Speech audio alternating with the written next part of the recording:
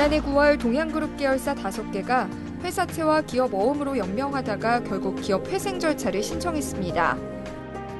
그로 인해 동양증권 계열사 주식이 폭락으로 이어졌는데요. 동양증권을 믿은 사람 모두 피해자가 됐습니다. 최민경 씨 역시 마찬가지입니다. 동양 사태로 많은 돈을 잃었는데요. 많이 힘들었죠. 예상도 못했던 거라서 진짜 많이 힘들었어요.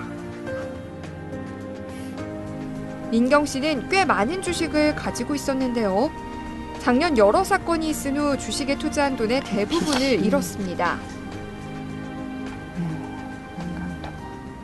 거의 한 1억 5천 정도? 네, 한 1억 5천 정도 손해를 봤네요.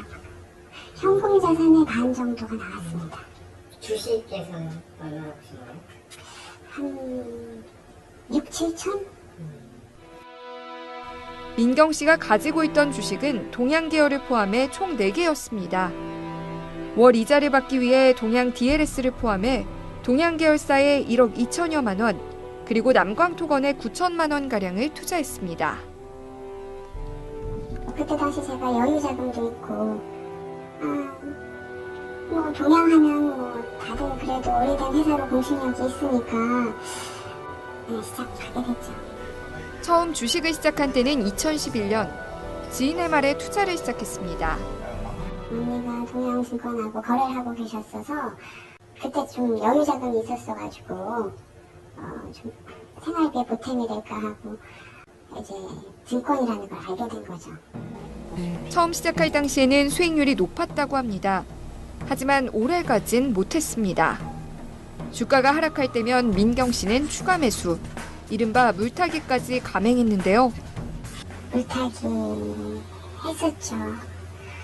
막 올라가니까 막 올라가는 줄 알고 샀다가 하강 곡선을 그리기 시작하면서 한 3천으로 시작했던 게 아까 말씀드린 것처럼 1억 천까지 6, 7천도 못 번진 것 같아요. 주식 실패, 원인은 무엇일까요? 가장 큰 건 잘 모르면서 했다는 거겠죠.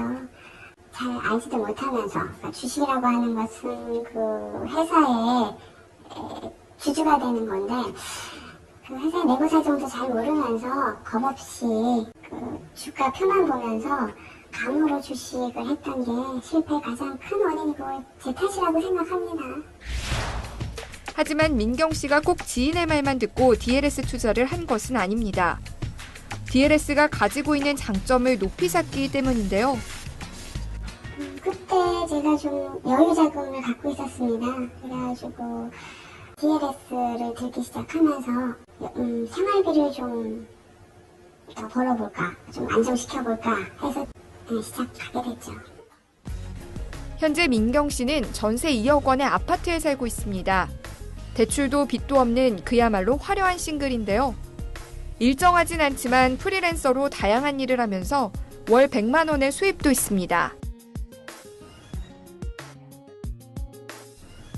거기다 세 군데 은행에 각각 5천만 원, 7천만 원, 7천만 원, 총 1억 9천여만 원의 현금 자산도 보유하고 있습니다. 이제 노후 준비의 초입에 들어가는 건데요. 지금보다 돈을 조금 더 불리고 싶은 마음은 굴뚝 같지만 다시 주식을 시작하자니 또다시 실패할까 조금 겁이 나는 것도 사실입니다. 요즘에 주식 보고 계시는 거예요? 네, 아무래도 했던 거이다 보니까 시간이 되면 또 자꾸 보게 되네요.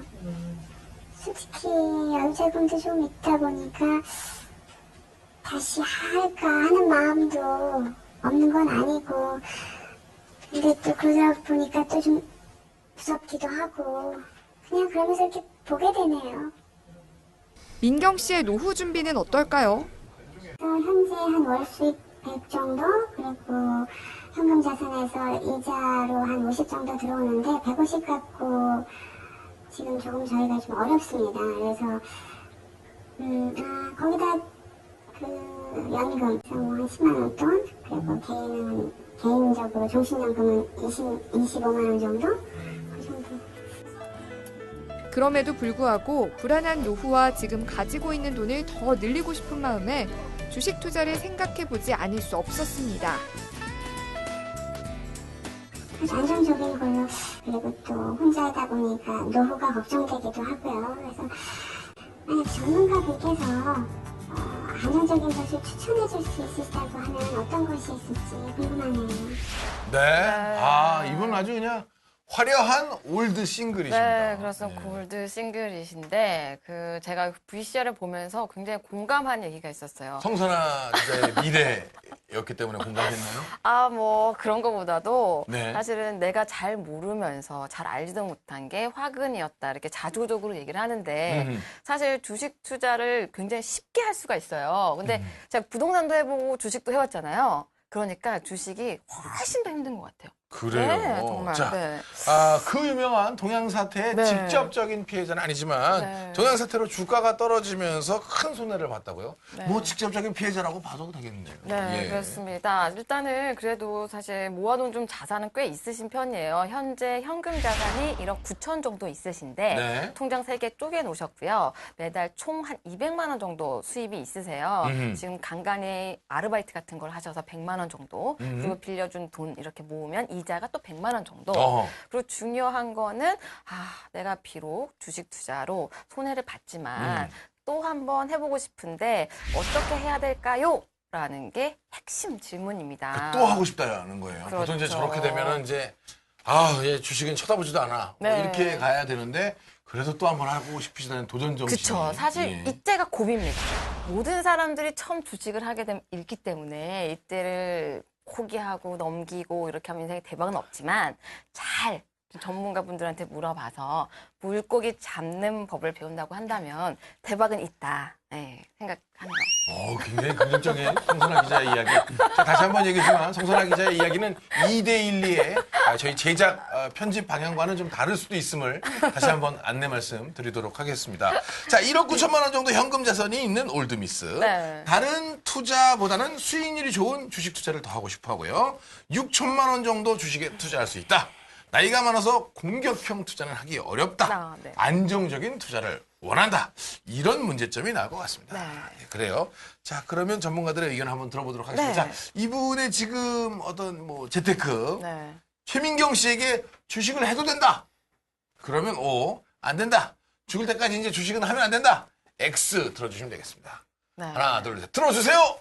다 O가 나올 거라고 생각을 했으나 O 한 분, X 한 분. 네, 그리고 세모 한 분. 네. 우리 김경록 소장님께 네. 먼저 여쭤봅니다. 자, 요거 옆으로 세모. 네, 주식은 하셔도 되는데 네. 방법을 바꿨으면 하는 것입니다. 그래서 세모다. 예, 네. 일단 독신이시고 네. 그 다음에는 소득이 그렇게 많지가 않고 네. 연령이 젊은 편이 아니십니다. 네. 그렇기 때문에 거기에 맞게 조금 방법을 바꿔야 하는 것이고요. 주식 자체를 아예 절대로 하지 마라 그런 것은 아닙니다. 제 의견은. 그래요. 네. 뭐 이따가 지금의 방법으로 좀 안 되고 바꾸는 바꿔야- 방법을 예, 한번 알겠습니다. 여쭤보겠습니다. 해주신다. 네. 고객 세무사님, O. 예, 저는 질문에서 주식을 투자하면 무조건 안 된다는 아니고 저는 주식 투자도 가능하기 때문에 O를 들었는데요. 네. 일단 주식을 투자하시려면 공부를 많이 하셔야 맞아요. 됩니다. 공부를 공부. 많이- 예. 자, 우리 긍정적. 네. 박상훈 팀장님 어떻게 생각하십니까? 하지 말라. 네. 본인이 직접 투자하지 않았으면 좋겠다는 생각에서 X를 좀 들었던 거고요.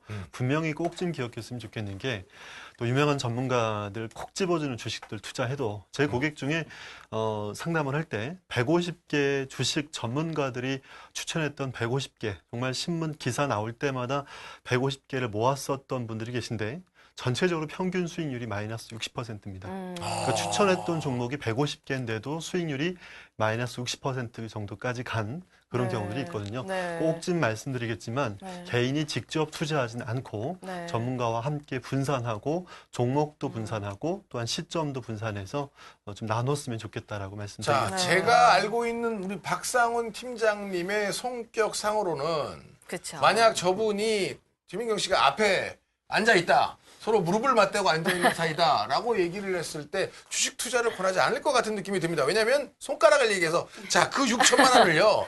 이렇게 하나 준비하시고 이렇게 나올 것 같거든요. 네. 그 얘기 좀 잠시 후에 그렇습니다. 들어보고 싶습니다. 본격적인 컨설팅을 자, 본격적인 컨설팅 네. 한번 들어가겠습니다. 어떻게 할까요? 우리 김경록 소장님 뭐 저 정도 소득이어도 좋고 조금 더 많아도 더욱 좋겠죠. 한 150만 원 정도 되면 더욱 좋겠는데 그걸 향후 한 10년 정도는 최소 가져가실 수 있게 내가 어떤 생업에 종사할까를 고민을 하셔야 됩니다. 그러니까 네. 저는 주식이 종목을 사놓으시고 있으면은 하루 종일 그거 보게 됩니다. 네. 그래서 생업에 덜 충실하게 돼요. 네. 그래서 이 부분에 나의 우선은 이 생업을 하는 것이다 하는 네. 부분 그게 제일 중요한 것 같고요. 두 번째는 연금이 정말 잘 준비되어 있는지 국민연금이 잘 준비되어 있는지 하는 부분. 네. 그 외에 나머지 무슨 개인연금도 그렇고 연금 형태로 잘 준비가 되어 있는지 하는 거하고 나중에 또 말씀하시겠지만은 이제 저희가 그 보장성 보험이 잘 되어 있는지 그러니까 노후에 대한 준비가 지금 잘 되어 있는지 이 두 가지를 일단 제일 먼저 기본을 먼저 깔아놓자. 먼저 일단 네. 준비를 하셔야 될 것 같고요. 네네. 그다음에 이제 주식을 쳐다보셔야 됩니다. 네. 주식을 쳐다보시되 지금과는 이제 방법을 달리 하셔야 됩니다. 첫째는 금액을 줄여야 됩니다. 아. 지금 이분의 재산과 연령과 소득에서 이 정도의 주식 투자 비중은 너무 많습니다. 6천만 원 정도 하고 싶다라고 하셨는데 예, 너무 예, 많은가요? 그렇죠. 예, 아. 너무 많습니다. 그럼 얼마 정도 이 하면 정도에서 한 좋을까요? 반 정도는 줄이시는 게 좋을 것 3천만 같아요. 원 정도면요? 그 네. 정도는 줄이시는 게 좋을 것 같고요. 네. 그다음에는 이제 종목보다는 아무래도 펀드를 해서 주식에 덜 신경을 써야 되고 그다음에 이제 분산을 좀 해서 하셔야 되고요. 네. 그다음에는 이것도 방법입니다. 매월 예를 들어 매월 100만 원씩 3년 동안 적립식으로 넣는 겁니다. 넣고 그다음에 3년 후에 또 목돈을 찾고 그걸 다시 나누어서 적립식으로 넣고 해서 시간을 분산해서 투자하는 것이 이제 연령이 좀 되신 분들한테는 위험을 좀 줄일 수 있는 방법입니다. 그래서 이제 그렇게 투자하는 그리고 소장님 방식을 말씀은 합니다. 예. 직접 투자하지 말고 간접 투자해라. 예, 저는 뭐 오히려 그 시간과 정력을 그 생업에 어떻게 충실히 하고 자기의 기술을 어떻게 익힐까 이런 부분에 하는 근데 게 그 나을 말씀은 것 같습니다. 박상훈 전문가님이랑 결국엔 동일한 해법 아닌가요? 그렇죠. 그렇죠. 일단 한번 들어봅시다. 네, 네. 박상훈 팀장님도. 네. 고경희 세무사님, 아무래도 세무사님이니까. 자, 어떤 세테크를 할 수 있을까요? 지금 이분이 현재는 세금 혜택을 받을 수 있는 부분은 제가 당장 보이진 않고요. 네. 일단 주식 거래를 한다고 하면 네.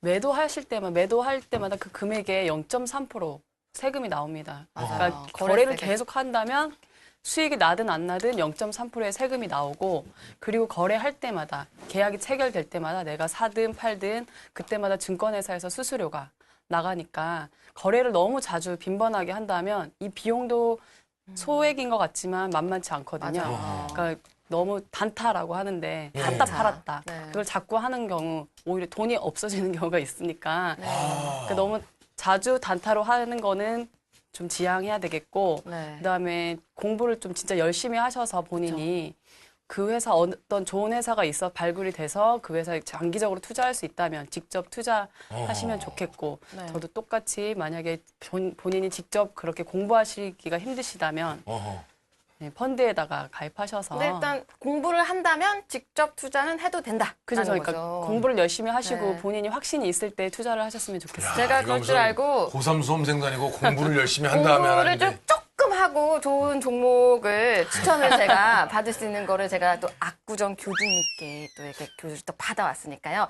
제가 또 우리 프로그램 끝나갈 때쯤 또 살짝 공개를 하도록 하겠습니다. 압구정 교주님이 또 있어요? 그렇습니다. 제가 그 모시는 교주님이 계신데요. 다시 한번 말씀드리지만 성선아 기자의 모든 이야기와 언행은 2대1 방송 제작 의도와 편집 방향과 맞지 않을 수도 있습니다.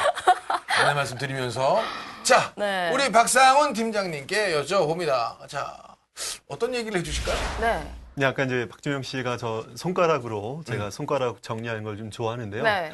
일단 하지 말아야 될 거 3가지 좀 말씀드리겠습니다. 네. 첫 번째, 아까 이분께서 좀 안타깝지만 DLS, 파생 결합 증권을 투자하셨는데 네. DLS라는 파생 상품에 투자되는 이제 하나의 주식입니다. 근데 문제는 뭐냐면 종목에 투자되는 DLS나 ELS는 굉장히 위험하다는 거죠. 이 회사처럼 또 사례가 있는데요. 우리나라의 대표적인 불지의 대기업이죠. 모 중공업입니다. 5년 전에도 굉장히 힘들었지만 지금도 또 ELS 개별 종목을 투자했던 분들이 굉장히 힘드십니다. 자, 첫 번째 결론을 말씀드리면 개별 종목에 투자되는 ELS는 절대 주의하라는 말씀 좀 드리겠고요. 네. 자, 두 번째는 성장주에 투자되는 펀드입니다. 주식이 좀 위험하다는 겁니다. 성장주라는 거는 이미 주식이 비싼데도 더 좋아질 걸 기대해서 투자하는 거죠. 좋은 주식을 기다렸다가 싸게 사는 거는 모르겠지만 이미 비싼 주식을 또 투자하는 성장주는 반드시 좀 우리가 하지 않아야 되겠다라고 말씀 좀 드리겠고요.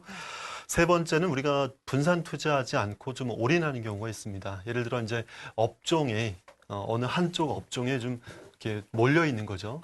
우리가 이제 전차라고 얘기하는데 전차 군단이라고 얘기하는데 전자회사하고 자동차 회사들이 대부분 미국이라든가 선진국에 수출을 많이 하다 보니까 환율에 영향을 받습니다. 특히 우리나라는 보통 이제 달러로 표시가 되고 있기 때문에 환율에 영향을 받을 수 있거나 어느 특정 지역에 수출을 많이 하는 대기업들 중심으로 투자했을 때 위험할 수 있으니까 이렇게 좀 세 가지를 좀 조심하겠다라고 말씀드리고요. 네. 그러면 이제 어떤 식으로 이분한테 저는 처방을 드릴까? 자, 첫 번째는 국내 배당주 펀드에 투자를 하고 두 번째는 해외 채권형 펀드를 나눠서 투자하고요. 세 번째는 글로벌 자산 배분, 전 세계적으로 수익이 날 수 있는 요즘에 이제 인컴 펀드라고 하는데요. 인컴 펀드 요 세 가지로 배분하시되 국내 쪽하고 해외 쪽에 대한 부분들은 시점을 좀 분산해서 좀 주가가 빠질 때라든가 해외 채권형 펀드도 지수가 좀 빠질 때가 있거든요. 그때까지 기다려서 MMF로 돈을 관리했으면 좋겠다는 말씀 좀 드리겠고요. 아까 말씀드렸던 ELS나 DLS도 종목으로 투자하지 말고 지수형 ELS가 있습니다. 지수형이라는 건 뭐냐면 코스피 종합주가지수, 우리나라 주가지수가 오늘은 2032포인트로 끝나더라고요. 많이 좀 떨어지고 변화가 있겠지만 지수형에 투자하는 거는 우리나라 1000개 이상 되는 회사들에 투자되는 지수니까 좀 안전하겠다라고 보겠습니다. 네, 좀 정리를 해드리면 직접 투자는 하지 말라는 게 핵심이고요. 네. 해법은 결국은 간접 투자예요. 채권 다 설명해 주신 것들이 간접 투자 상품인 펀드 상품들이거든요. 네네. 그러니까 펀드 상품 중에서도 지금 안전한 펀드를 몇 가지 꼽아 주신 거예요. 네, 그렇다고 할 수 있고 사실 가장 중요한 포인트는 전문가한테 맡기라는 게 사실은 포인트가 될 수 있겠는데 사실 박준영 씨 주식 맡기는데 수수료가 얼마인지 아세요? 만약에 0.3%요. 정확하게 알고 계세요. 그냥 찍으신 거 아니에요? 아까 저쪽에서 얘기했잖아요. 맞습니다. 사실 투자 자문사라고 있어요. 박준영 씨처럼 돈이 많으신 분들이 어느 정도 금액을 투자 자문사에 잘 골라서 맡기는 것도 사실은 해법이 될 수 있는데. 제가 좀 그렇게 있어 보여요? 그럼요. 사실 기분 나쁘진 않지만 참. 네, 참 기분 나쁘진 않지만 참 뭐. 사실 투자 자문사들의 수익률은 사실은 금감원 사이트에 가면 다 알 수 있고요. 15% 정도 수익을 내기도 하거든요. 그러니까 말씀하신 대로 정말 전문가를 잘 찾아서 어느 정도 수수료를 내고 맡기는 것도 직접 투자의 한 가지 대안이 될 수 있는 것 같아요. 네. 우리 최명경님. 네, 예. 그러니까 선생님. 이제 애널리스트라고 전문가들도 열심히 종목을 공부해도 만만치가 않습니다. 노키아라고 핀란드에 핸드폰 만드는 유명한 네, 업체 맞아요. 아시지 않습니까? 예. 한때 노키아에 대해서 우리나라가 노키아 배우자고 얼마나 그랬지 않습니까? 예. 그러고 나서 노키아 주가가 떨어지기 시작했는데 네. 노키아 주가가 고점 대비 95%가 떨어졌습니다. 그러니까 100원을 투자했다면은 95원이 날아간 셈이죠. 네. 그러고 나서 이제 마이크로소프트에 인수가 됐는데 네. 누가 노키아 주가가 그렇게 떨어질 줄 누가 알았겠습니까? 네. 그리고 2011년 12년 이때만 하더라도 애플 같은 경우 거의 주가가 한없이 올라갈 것 같았거든요. 네. 근데 2012년 말을 기점으로 또 주가가 한 30%가 불과 한 6개월 7개월 만에 떨어져 버렸습니다. 네. 그러니까 우리나라 요즘에 이제 글로벌하게 보면은 이런 IT 기업도 많고 이렇습니다. 그러다 보니까 이 세상의 변화는 심하고요. 맞아요. 지금 확실할 거라고 생각되었던 기업도 한 몇 개월 만에 그런 게 확 변해버릴 수가 있거든요. 네. 그래서 종목에 투자한다는 것은 아무리 공부를 열심히 하더라도 세상이 어떻게 변할지는 모르기 때문에 네. 그래서 좀 포트폴리오를 그러니까 여러 종목을 하시든지 안 그러면 펀드로 하시든지 이게 꼭 특히 노후에는 더 중요합니다. 맞아요. 그 부분. 하긴 또 이제 네. 잃으면 얻을 또 그렇습니다. 기회가 네. 많지 네. 않으니까. 맞습니다. 우리 최민경 씨. 네. 박상정 의원님 아, 네, 덧붙일 박성준 말씀 의원님. 있으신 예. 것 네, 같아요. 저도 소장님 말씀에 좀 동의를 하는데요. 네. 저도 상담할 때, 가정경제 상담할 때 전문가들 쉽게 믿지 마라 이런 말씀드립니다. 네. 아, 또 저도 그런 이 얘기하니까 곳에- 재밌는데요? 네. 전문가가 전문가들 믿지 말라 그러니까 정말 재밌어요. 네, 저도 주식 전문가는 아니시니까. 갑자기 믿음이 안 가는데요? 멘트들이? 저도 전문가로 이 방송에 출연진으로 나왔지만 실제로 가장 중요한 것은 우리가 가정경제의 흐름입니다. 이 가정의 목표를 정하고 5년 뒤에 10년 뒤에 변화를 꼼꼼하게 따지고 목표를 정하는 게 중요하죠. 우리 예전에 8년 전에 많이 기억날 겁니다. 장기 투자가 정답이다라는 말들 굉장히 많았었죠. 하지만 목표를 정하지 않고 장기 투자했던 분들이 중간에 큰 손해를 보고 다 뺐습니다. 가장 중요한 것은 우리 가정의 현금 흐름을 들여다보고 물건과 종목을 짚어주는 사람이 아니라 정말 이 가정들을 합리적으로 계획을 해줄 수 있는 그런 상담사를 만나셔서 도움을 받고 나서 그 속에서 자산이 배분되는 형태로 나눠지기를 꼭 좀 바라겠습니다. 네. 예, 알겠습니다. 네. 자, 우리 지민경님. 네. 우리 또 이렇게 많은 분들의 또 얘기들이 있었습니다. 네. 잘 한번 생각하셔서, 그러니까 또 가장 중요한 건 이거네요. 이렇게 직접 투자 말고 좀 간접 그렇죠. 투자로 조금 안전하게 하셨으면 좋겠다. 이런 말씀 드리면서요. 넘어가겠습니다. 네.